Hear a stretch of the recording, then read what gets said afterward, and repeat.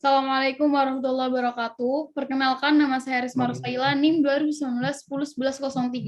2019-10-1103-11-322, beserta rekan saya Yandita Farda, NIM 2019-10-1103-11-323. Yang mana kami akan mempresentasikan bab 7 hukum lanjut anak-anak mangyo. Saya mana?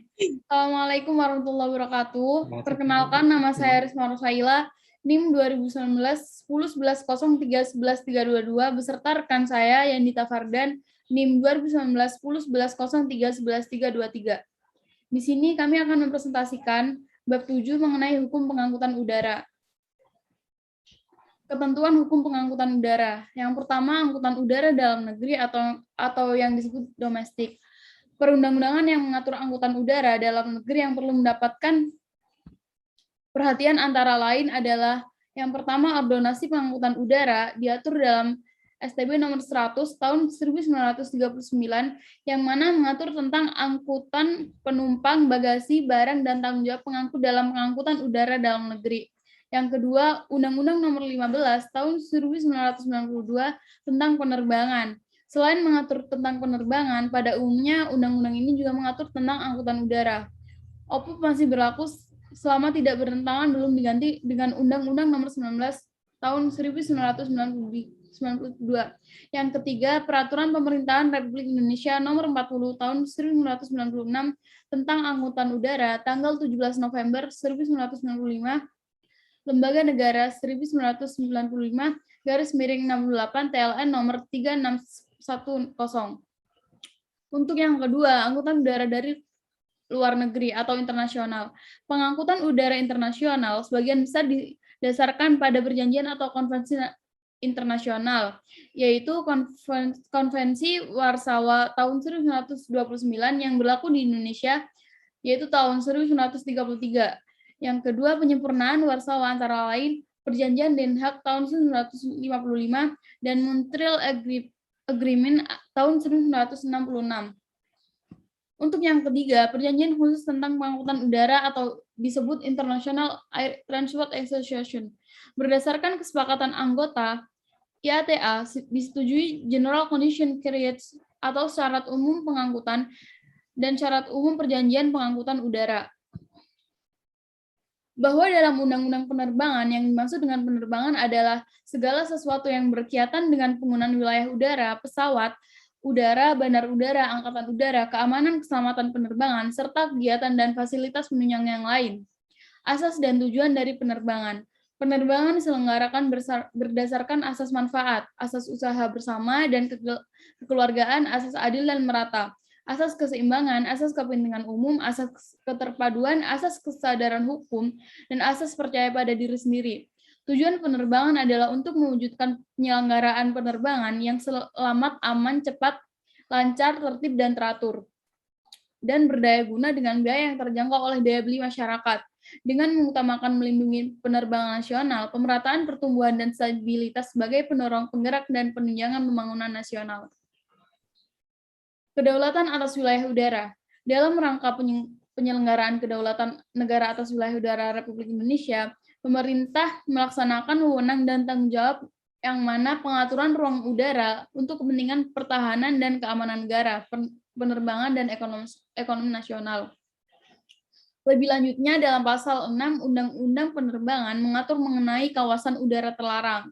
Kawasan udara terlarang dalam ketentuan mengandung dua pengertian, yaitu yang pertama, kawasan udara terlarang yang larangannya bersifat tetap karena pertimbangannya pertahanan dan keamanan negara serta keselamatan penerbangan. Kawasan udara terlarang yang larangannya bersifat terbatas karena pertimbangan pertahanan dan keamanan atau keselamatan penerbangan atau kepentingan umum, misal pembatasan ketinggian terbang dan sebagainya. Pembinaan dan penyelenggaraan pengangkutan. Dalam melakukan pembinaan terhadap penerbangan di Indonesia dilakukan oleh pemerintah dan dikuasai oleh negara. Pengertian dikuasai oleh negara adalah bahwa negara mempunyai hak penguasaan atas penyelenggaraan penerbangan yang perwujudannya meliputi aspek pengaturan, aspek pengendalian, dan aspek pengawasan. Pendaftaran kebangsaan pesawat udara dan penggunanya sebagai jaminan. Pendaftaran pesawat udara. Yang dimaksud dengan tanda pendaftaran ialah tanda pendaftaran Indonesia atau asing. Bagi pesawat udara sipil yang dapat memperoleh tanda pendaftaran Indonesia adalah pesawat yang tidak didaftarkan salah satu sebagai berikut. Dimiliki oleh warga negara Indonesia atau dimiliki oleh Badan Hukum Indonesia. Dimiliki oleh warga negara asing atau badan hukum asing dioperasikan oleh warga negara Indonesia atau Badan Hukum Indonesia. Dimiliki oleh instansi pemerintah, dimiliki oleh lembaga tertentu. Yang kedua, kebangsaan pesawat udara. Ketentuan dari pasal 10 Undang-Undang Penerbangan menyebutkan bahwa selain tanda pendaftaran sebagaimana dimaksud pasal 9 ayat 1, pesawat terbang dan helikopter yang dioperasikan di Indonesia wajib mempunyai tanda kebangsaan. Persyaratan dan tata cara untuk memperoleh dan mencabut tanda kebangsaan Indonesia sebagaimana yang dimaksud dalam pasal 10 ayat 2 diatur lebih lanjut dan dengan peraturan pemerintah. Untuk yang ketiga, jaminan yang berupa pesawat udara. Terhadap hipotek pesawat terbang dan helikopter, sebagaimana dalam ketentuan ini, berlaku ketentuan hipotek dalam KUH Perdata Indonesia. Ketentuan dalam pasal ini tidak menutup pembebanan pesawat terbang dan helikopter dengan hak jaminan lain sesuai dengan peraturan perundang-undangan yang berlaku. Pembebanan hipotek pada pesawat terbang dan helikopter sebagaimana dimaksud dalam ayat 1 harus didaftarkan ketentuan sebagaimana dimaksud dalam ayat 2 diatur lebih lanjut dan dengan pengaturan pemerintah. Penggunaan pesawat udara. Mengenai pesawat udara yang dapat digunakan di wilayah Indonesia diatur dalam bab 4 mulai pasal 13 sampai pasal 17 Undang-Undang Penerbangan. Bahwa pesawat udara yang dapat digunakan di wilayah Indonesia hanya digunakan pesawat udara Indonesia yang mana dimaksud dengan kata digunakan dalam ketentuan ini adalah sama dengan dioperasikan. Keamanan dan keselamatan penerbangan. Dalam Undang-Undang Nomor 15 Tahun 1992 tentang penerbangan mengatur mengenai keamanan dan keselamatan penerbangan. Keamanan penerbangan ialah keadaan yang terwujud dari penyelenggaraan penerbangan yang bebas dari gangguan dan tindakan melawan hukum. Keselamatan penerbangan ialah keadaan yang terwujud dari penyelenggaraan penerbangan yang lancar sesuai dengan prosedur. Sertifikat kecakapan penerbangan. Setiap personil penerbangan wajib memiliki sertifikat kecakapan yang mana tanda buktinya terpenuhi persyaratannya kecakapannya personil penerbangan. Personil penerbangan ialah orang yang mempunyai kecakapan tertentu yang mana tugasnya secara langsung mempengaruhi keselamatan penerbangan. Laik terbang pesawat udara. Kelaikan udara ialah yang mana terpenuhinya persyaratan minimum kondisi pesawat udara atau komponen-komponen untuk menjamin keselamatan penerbangan dan mencegah terjadinya penyempurnaan lingkungan. Dan untuk memperoleh sertifikat kelaikan udara sebagaimana yang dimaksud dalam pasal 19 ayat 1 dilakukan pemeriksaan dan pengujian. Fasilitas penerbangan dan navigasi yang memadai. Setiap fasilitas atau peralatannya penunjang penerbangan wajib memenuhi syarat keamanan dan keselamatan sesuai dengan pasal 20 Undang-Undang Penerbangan, di mana fasilitas tersebut meliputi peralatan mendeteksi bahan organik dan non-organik, peralatan memantau lalu lintas orang, barang, dan sebagainya. Penyediaan peralatan penunjang tersebut dilakukan dengan memperhatikan, yaitu yang pertama kebutuhan operasional, perkembangan teknologi, keandalan peralatan penunjang fasilitas penerbangan. Untuk slide selanjutnya bisa dilanjutkan oleh rekan saya yaitu Yandita Fardan. Silahkan.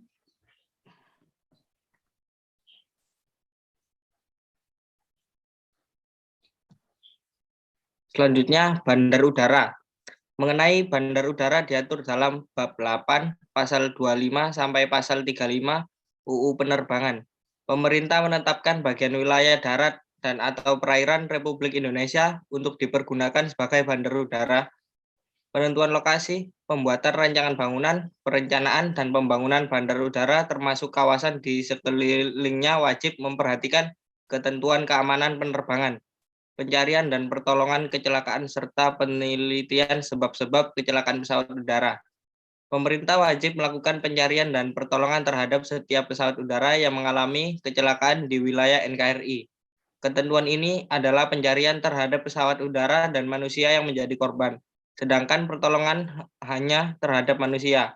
Setiap orang atau badan hukum yang mengoperasikan pesawat udara wajib membantu usaha pencarian dan pertolongan. Pasal 33 UU Penerbangan.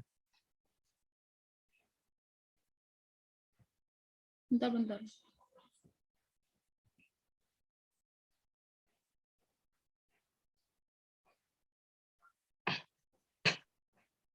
beberapa istilah dalam PP nomor 12 tahun 2001, antara lain yang dimaksud pencarian dan pertolongan untuk selanjutnya disebut SAR, Search and Rescue, adalah usaha dan kegiatan yang meliputi mencari, menolong, dan menyelamatkan jiwa manusia yang hilang atau dikhawatirkan hilang atau menghadapi bahaya pelayaran. Adalah segala sesuatu yang berkaitan dengan angkutan di perairan, kepelabuhan, serta keamanan dan keselamatannya. Penerbangan adalah segala sesuatu yang berkaitan dengan penggunaan wilayah udara. Musibah pelayaran atau penerbangan adalah kecelakaan yang menimpa kapal atau pesawat udara dan tidak dapat diperkirakan sebelumnya. Pembinaan dan pengerahan potensi SAR. Pembinaan SAR. Menteri bertanggung jawab atas pembinaan dan pengerahan potensi SAR. Pelaksanaan pengerahan potensi SAR dilakukan oleh Basarnas. Pengerahan potensi SAR. Dalam rangka pengerahan potensi SAR tersebut, maka dilakukan kegiatan meliputi perencanaan, pendayagunaan, pengembangan, dan pelaksanaan pengendalian. Pelaksanaan operasi SAR. Basarnas wajib siaga 24 jam. Dukungan fasilitas yang memadai. Tanggung jawab pejabat berwenang. Penghentian operasi SAR. Wilayah dan tanggung jawab SAR. Wilayah tanggung jawab SAR meliputi seluruh wilayah teritorial NKRI. Pengertian pembagian wilayah tanggung jawab SAR sebagaimana dalam ketentuan ini adalah wilayah tanggung jawab unit pelaksana teknis Basarnas. Ditetapkan pembagian wilayah tanggung jawab SAR. Pembagian wilayah tanggung jawab SAR sebagaimana dimaksud dalam pasal 17 ayat 1 diatur lebih lanjut dengan keputusan Menteri.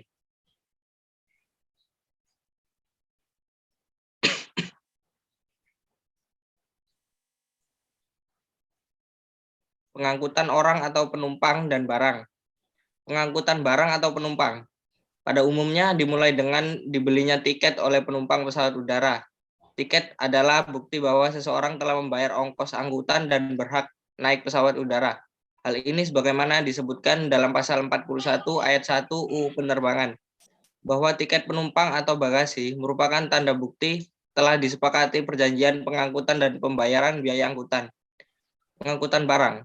Dalam pengangkutan lewat udara, barang yang diangkut dibedakan menjadi dua, yaitu kargo dan bagasi tercatat. Yang dimaksud dengan kargo adalah barang muatan selain bagasi dan angkutan pos. Sedangkan bagasi tercatat adalah bagasi milik penumpang yang diserahkan kepada pihak pengangkut bandara pemberangkatan. Dapat diketahui, saat pengangkut mulai bertanggung jawab terhadap muatan kargo, pada pokoknya memuat 3 hal, yaitu tempat pemberangkatan dan tujuan. Apabila ada tempat antara, maka tempat tersebut harus dicantumkan. Untuk angkutan antar negara harus dicantumkan bahwa Konvensi Warsawa berlaku untuk pengangkutan tersebut.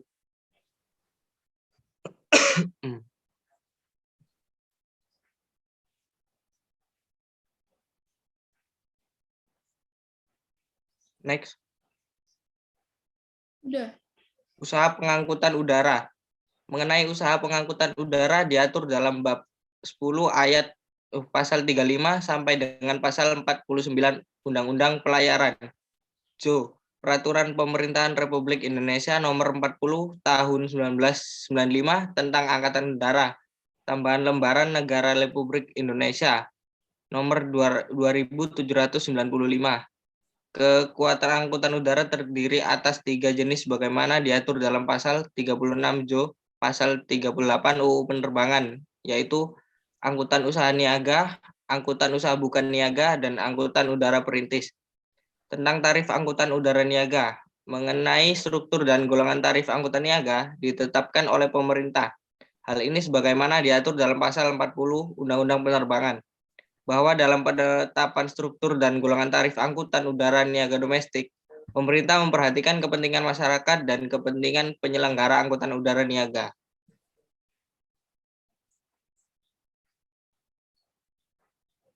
Pelayanan khusus angkutan bagi penyandang cacat dan orang sakit. Dalam pasal 46 PP nomor 40 tahun 1995 disebutkan bahwa yang pertama, perusahaan angkutan udara niaga wajib menyediakan fasilitas yang diperlukan dan memberikan pelayanan khusus bagi penumpang penyandang cacat atau orang sakit. Ketentuan ini dimaksud agar penyandang cacat dan orang sakit mendapatkan pelayanan khusus secara layak dalam hal yang bersangkutan menggunakan jasa angkutan udara. Yang kedua, fasilitas dan pelayanan khusus bagaimana dimaksud dalam ayat 1 meliputi fasilitas kemudahan naik dan turun atau ke pesawat udara, penyediaan tempat untuk kursi roda di dalam pesawat udara, sarana bantu bagi orang sakit yang pengangkutannya mengharuskan dalam posisi tidur, pemberian prioritas tambahan tempat duduk. Penambahan fasilitas tersebut dilakukan dengan mempertimbangkan keamanan dan keselamatan.